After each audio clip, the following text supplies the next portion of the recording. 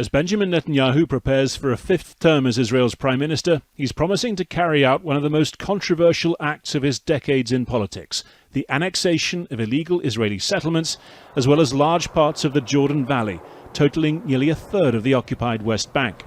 Last month, he reminded American evangelical Christians that President Donald Trump had pledged to endorse it. Netanyahu has made annexation pledges before, often during election campaigns, without following through. Some analysts suspect concerns over regional stability might make him hold off once again. But since the election, annexation talk has strengthened, not diminished. Netanyahu has built the policy into his coalition deal with his former rival Benny Gantz. And above all, there's been preemptive support from the Trump administration.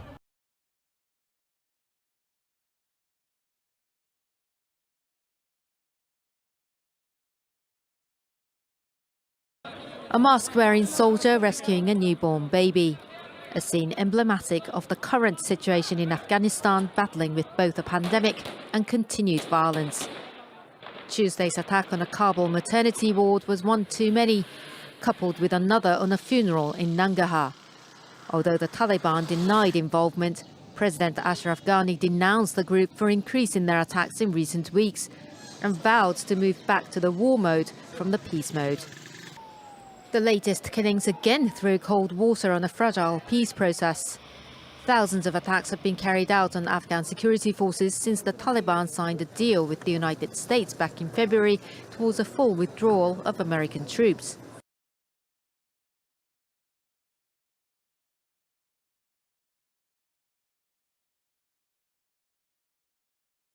For months, the world was told that COVID-19 largely spares children, but now a worrying trend is emerging. In New York State, dozens of children have been hospitalized, and at least 3 have died of a condition doctors have labeled pediatric multi-system inflammatory syndrome, believed to be connected to the novel coronavirus. As it turns out, these children happen to have the COVID antibodies or be positive for COVID, but those were not the symptoms they showed when they came in to the hospital system.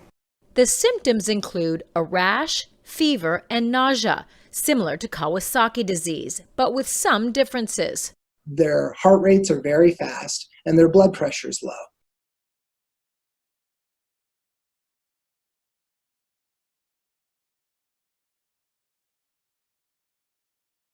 China reported 1 new case of COVID-19 today as it presses ahead with the reopening of its economy. But a cluster of infections that are emerging in the city of Wuhan, which was the original epicenter for the outbreak, has officials worried now about a possible second wave. So much so, they're about to mount a stunning testing blitz. Now, that report that was published by Reuters said that it had seen internal documents and cited people familiar with the situation. It said that Wuhan was planning on giving nucleic acid tests to all of its residents. So we're talking about 11 million people, which is really incredible in the space of 10 days.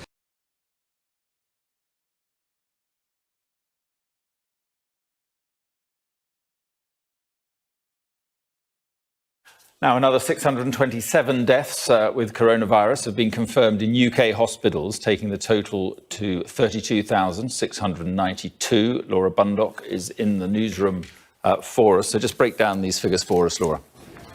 Yeah, Mark, we've got the figures for all 4 nations. So if we take a look at England, first of all, in England, we know that a further 350 people are confirmed to have died, taking the total number of deaths in the nation's hospitals to 23,709. The Midlands was the worst affected area in the latest figures, with 78 fatalities. Earlier on, Scotland reported another 50 deaths, bringing their total to 1,912. Wales recorded 16 more deaths. Its total now standing at 1,132, and there have been 9 more deaths in Northern Ireland.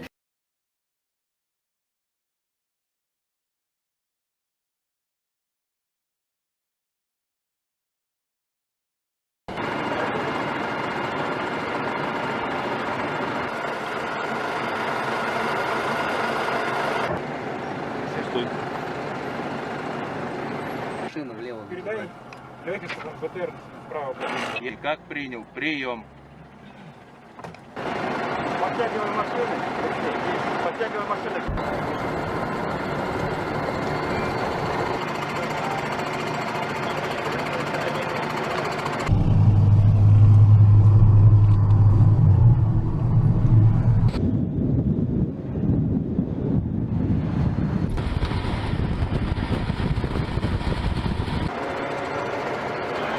Наших военнослужащих в Сирии знали о месте их нахождения. Telefon görüşmemizde ifade görüşmeyi tabii Türkiye'de yapacaktık.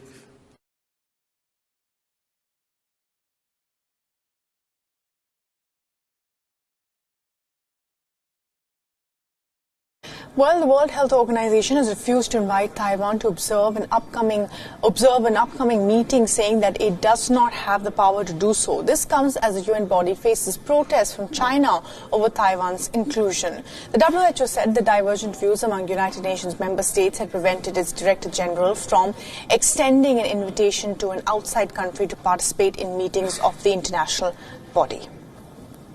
Instead of clear support, there are divergent views among member states and no basis, therefore no mandate for the DG to extend an invitation.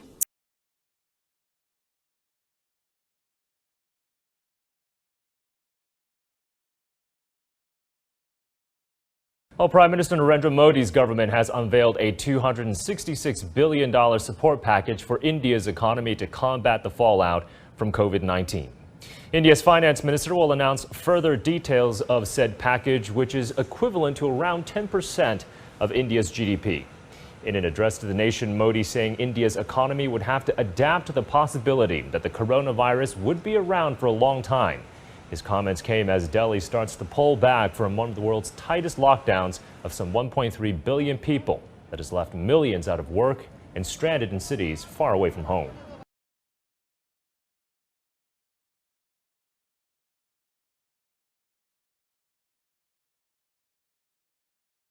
A Canadian teen was pulled over for driving 191 miles per hour Sunday. An 18-year-old was driving his father's Mercedes with a 19-year-old passenger. An Ontario police sergeant said the teen was caught going about a football field per second. The speed limit on that highway is 62 miles per hour. The teen was charged with dangerous driving and stunt driving. Those charges can lead to a $10,000 fine, jail time, and a loss of license for up to 2 years. Ontario's Highway Safety Division reports at least 150 people have been charged with similar offenses since May 1st.